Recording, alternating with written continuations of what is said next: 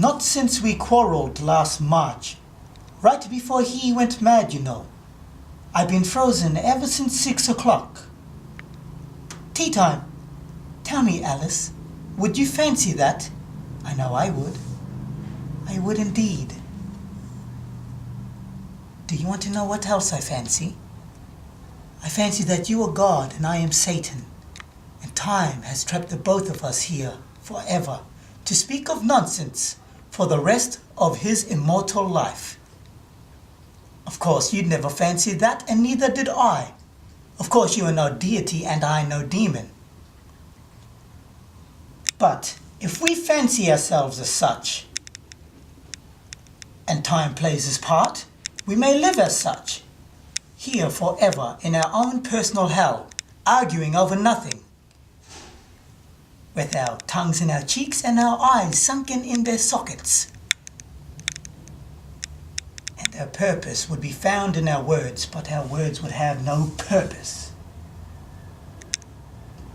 And then we both be mad, just as the world is purely, indeemably mad.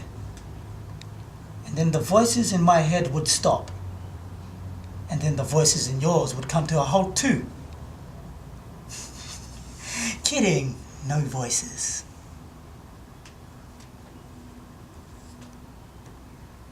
Would you like to start a family, Alice? Dormouse could be the priest and March Hare the coroner. And I would make a lovely, blushing bride.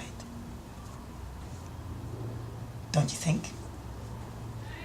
That was it. I was done. I was finished. It was as if I had used my lifelong limit of lies, and I could not tell one more lie. And maybe I'm a sucker, because if I would have just told one more lie, I would have avoided all that mess, kept my wings, kept my false sense of pride, and more importantly, I would have avoided being locked up here for the past 13 months with all you nice folks. But I'm here, and I'll be here for the next 4 or 5 years. And that's fair. The FAA took away my pilot's license.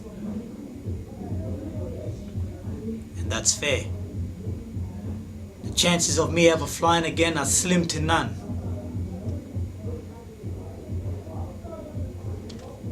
And I accept that. I've been doing some thinking about it. All of it. I've also been doing some writing. I wrote letters to each of the family that has lost family members. Some of them were able to hear my apology.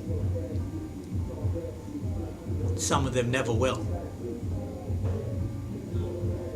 I also apologize to the people who tried to help me along the way, but I couldn't or wouldn't listen. People like my wife, you know, my ex-wife, and my son. And again, like I said before, some of them were able to hear my apology. Some of them never will. But at least I'm sober, and I thank God for that, and I am grateful for that. And this may sound stupid coming from a man who's locked up in prison for the first time in my life. I'm free.